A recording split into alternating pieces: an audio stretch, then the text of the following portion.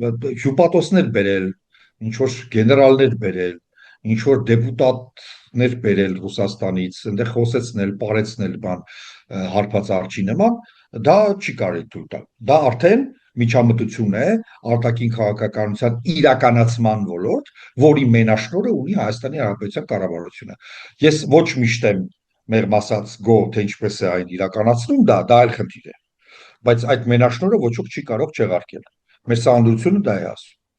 Այնպես որ իհարկե այդ խաթիրը պետք է լուծել։ Ինչ վերաբերում է ռուսամիտ չէ, որովհետև վերքերը դեռ շատ թարմ են։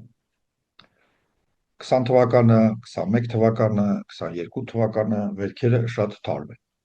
Եվ առավել եւս որ Ռուսաստանը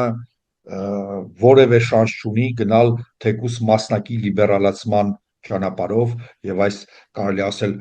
ռուս-ուկրաինական պատերազմով պայմանավորված հանգամանքներում այնտեղ բռնապետությունը եւ այլն ոչ, դա շարունակվելու է, քանի